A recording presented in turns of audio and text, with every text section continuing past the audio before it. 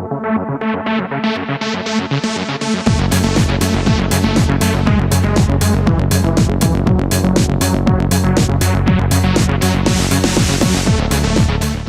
I'm Jason Draco, and this is Cosplayer Viewpoint. I'm here with Chiara, who is a guest cosplayer here at Ring of Fire Con 2015. How are you doing today? I'm great.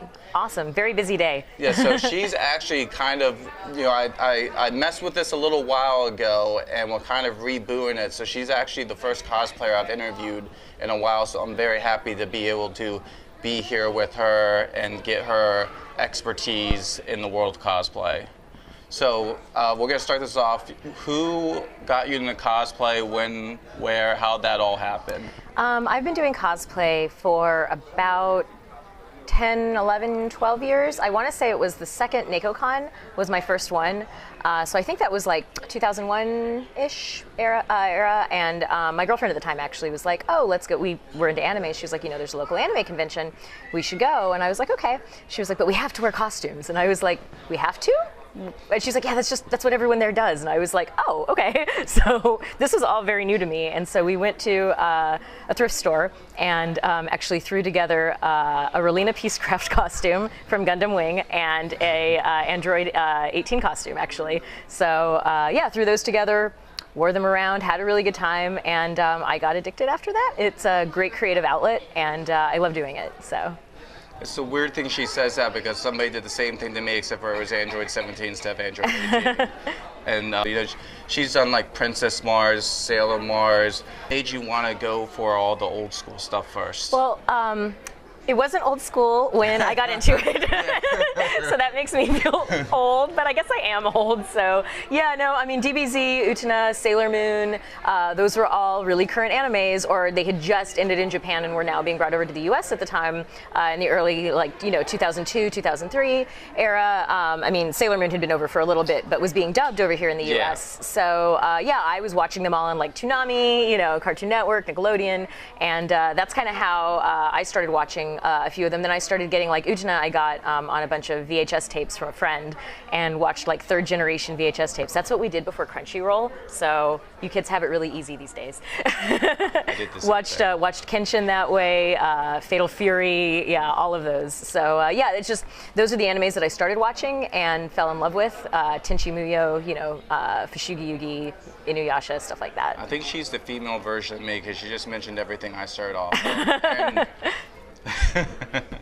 so if you had, like, if somebody said, we'll make any costume you want, it doesn't matter the money, we want you at this con and whatever you want, what would be your dream cosplay? Wow, that would be a fantastic situation if that ever happened. Very entrepreneurial of them. My dream cosplay, if money was absolutely no limit, would be a hard suit from Bubblegum Crisis.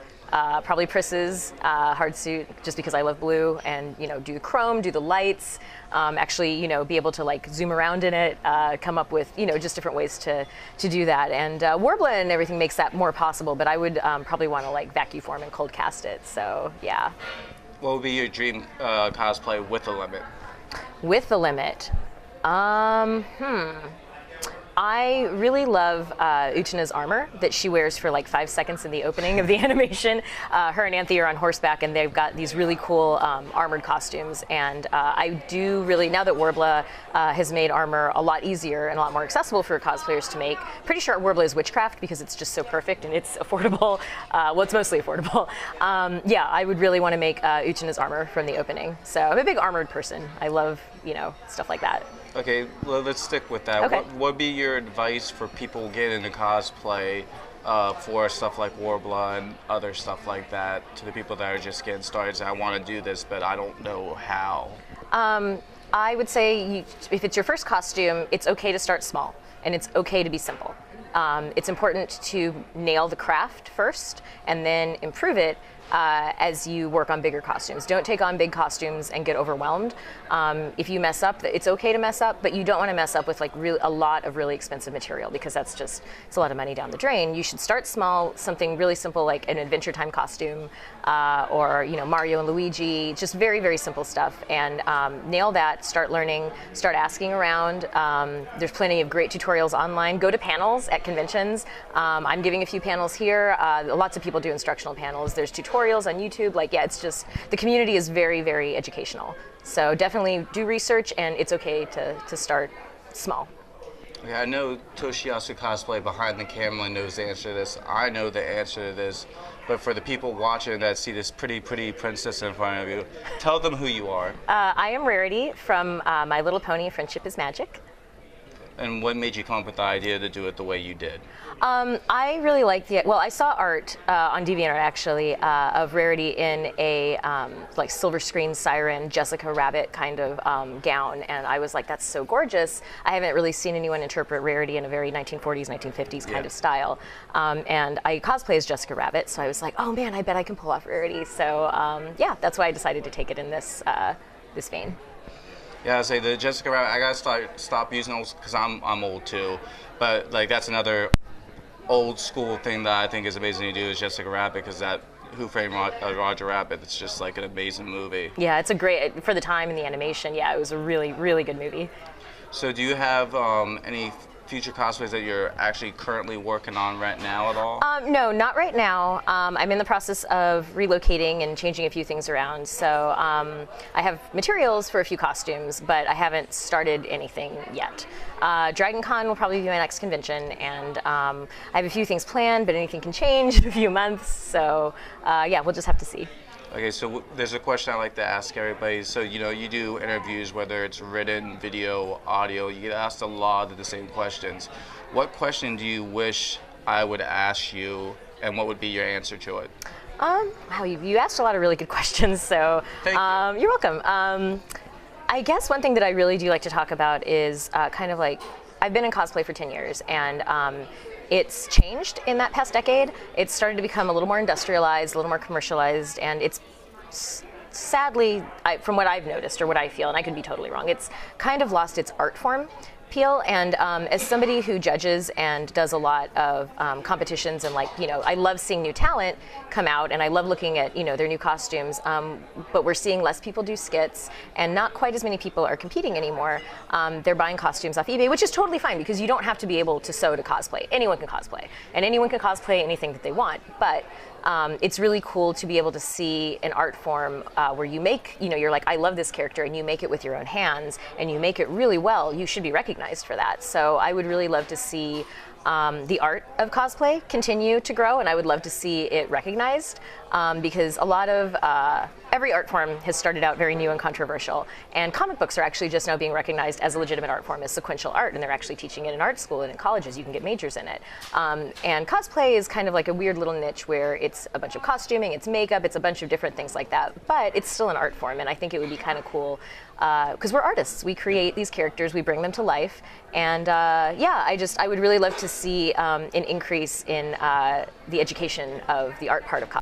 Give you kind of some, I guess, speed round, quirky questions. Okay. See how you do on this one. Okay, now I'm nervous. What's your favorite food? My favorite food? Oh my gosh, sushi. Sushi. What's your favorite dessert? Tiramisu. Favorite book? Favorite book? Or comic oh my book? Gosh, I have so many. I really love Lovecraft's writing. Movie? Movie, Hellboy. Video game? Video game, Soul Calibur. And you're doing that tomorrow, right? Yes, I'm wearing Sophia tomorrow. Awesome. So for people that want to follow you, what different types of media can people follow you at? I'm on Facebook. I'm very social, so I talk on a lot of different media a lot. So I'm on Facebook, I'm on Instagram, and I'm on Twitter. My Facebook is Chiara Scuro Cosplay. My Instagram is _ Chiara Scuro. My Twitter is Chiara_Scuro. I'm not very consistent in my names. And gosh, let me think what else I have. I also have an Etsy shop that is Chiara Scuro Studios, and I sell retired costumes and cosplay prints on there. Okay, I had one question just hit me Sure. at the very end. A lot of people I've talked to, a lot of cosplayers, I'll use myself as an example. People call me Prince Draco. Prince doesn't really come for anything. Draco I got from Dragonheart, the movie. The dragon was named Draco, yeah. Sean Connery. Most people think it's from Harry Potter. I was way old, so that wasn't anything with it. Did you pull your name by combining anything from stuff you liked? I'm an art school student, and we had an art history lesson in college where we were talking about the study of light and dark during the Renaissance era, where you take charcoal and light brings things forward, and if you shade something in it, makes it recede. And the term is Chiara Scuro. So I thought that was a really beautiful term. And when I was trying to think of a cosplay handle, I'm a Gemini star sign, and I like a lot of duality things. I cosplay a lot of twins. I think that is a really cool element. And I was like, oh, Chiara Scuro, light and dark, yin and yang. I was like, oh, I can make it Chiara Scuro. Make it feminine, make it, it's essentially a name, and it's become a moniker. I answer to it all the time.